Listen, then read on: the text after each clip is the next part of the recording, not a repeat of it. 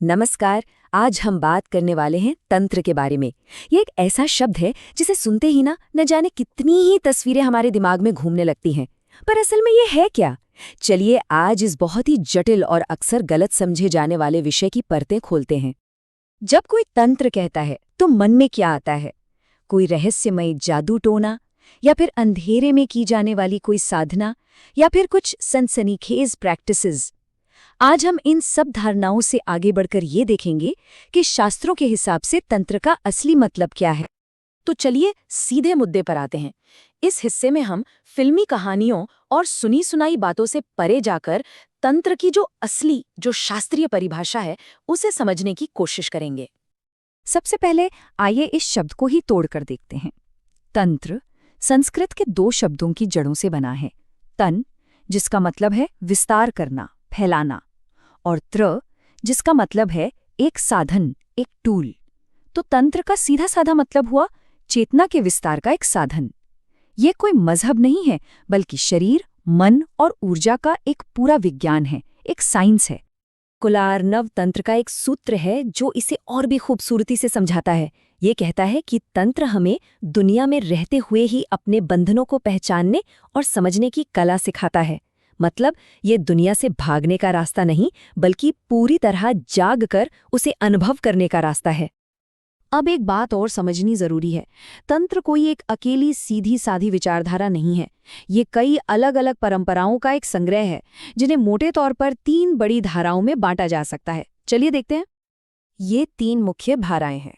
पहला है शैव तंत्र, जिसका पूरा फोकस ज्ञान और शुद्ध चेतना पर होता है। इसके प्रतीक है शिव। फिर आता है शाक्त तंत्र, जो शक्ति, ऊर्जा और प्रकृति की डायनामिक्स पर केंद्रित है। और तीसरा है वैष्णव तंत्र, जो भक्ति, समर्पण और ब्रह्मांडीय व्यवस्था के रास्ते पर चलता है। हर एक का अपना नजरिया है और अपनी साधना की पद्धतियां हैं। अच्छा, अब इन तीनों में से चलिए उस रास्ते पर थोड़ा और गहराई से नजर डालते हैं जो सबसे ज्यादा डायनामिक और शायद सबसे ज्यादा मिसअंडरस्टूड भी है, और वो है शाक्त तंत्र। शाक्त तंत्र का पूरा दर्शन, उसकी पूरी फिलॉसफी इस एक लाइन में सिमट जाती है। ये कहता है कि ऊर्जा यानी शक्ति के बिना चेतना यानी शिव एकदम निष्क्रिय है, एक शव की तरह। मतलब यहाँ पर सबसे ज्यादा महत्व ऊर्जा को, शक्ति को दिया गया है। और शाक्त तंत्र के अंदर भी 2 मुख्य स्कूल हैं। एक है श्रीकुल, जो सौंदर्य, सौम्यता और संतुलन का मार्ग है। इसकी मुख्य देवी है त्रिपुर सुंदरी। और दूसरा है काली कुल, जो बहुत ही उग्र और परिवर्तनकारी है।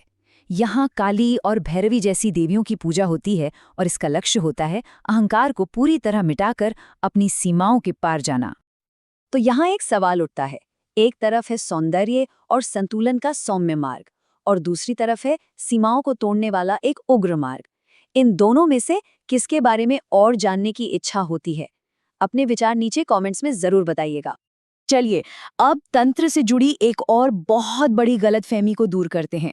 ये भोग शब्द से जुड़ी है, जिसे अक्सर बहुत ही संकीर्ण अर्थ में लिया जाता है। सबसे पहले एक बात बिल्कुल साफ कर लेते हैं। जब तंत्र भोग की बात करता है तो उसका मतलब सिर्फ और सिर्फ शारीरिक या इंद्रियों का सुख नहीं होता। ये तो एक बहुत ही सतही मतलब है। तो फिर इसका असली मतलब क्या है?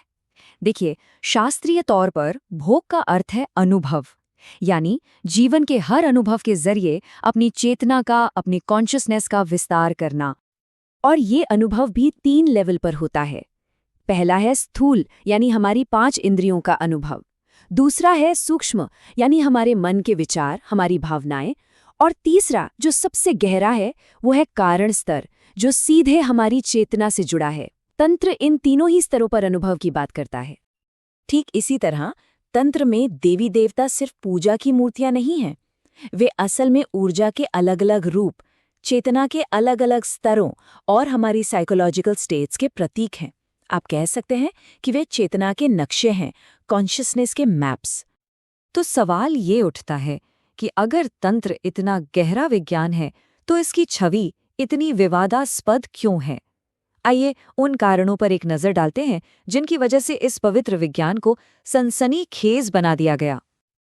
देखिए, इसके कई कारण हैं। इसकी जो प्रतीकात्मक भाषा थी उसे लोगों ने शब्दशः ले लिया। फिर अयोग्य लोगों ने बिना समझे इसका अभ्यास शुरू कर दिया। इसके जो गुप्त पहलू थे उन्हें सनसनीखेज बनाकर पेश किया गया, और खास तौर पर वामाचार जैसे बहुत ही एडवांस रास्तों का अभ्यास बिना किसी काबिल गुरु के किया गया, जिससे इसका पतन हुआ। और शास्त्र इसके बारे में साफ साफ चेतावनी देते हैं।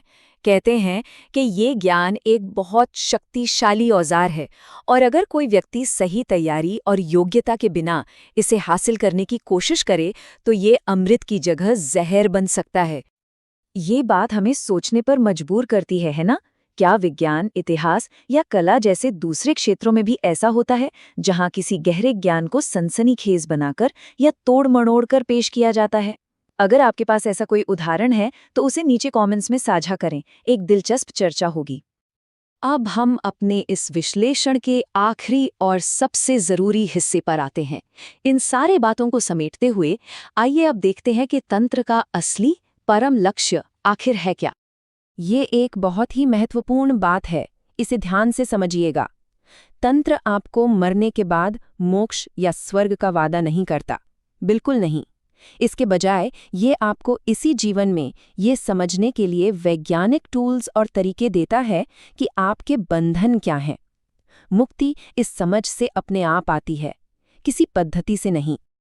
तो संक्षेप में कहें तो तंत्र कोई जादूटोना या अंधेरे का मार्ग नहीं है। ये चेतना का विज्ञान है।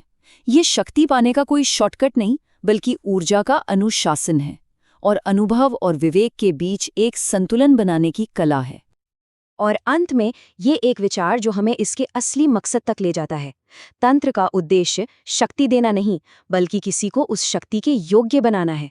मतलब असली फोकस शक्ति पाने पर नहीं, बल्कि उसके लायक बनने पर है।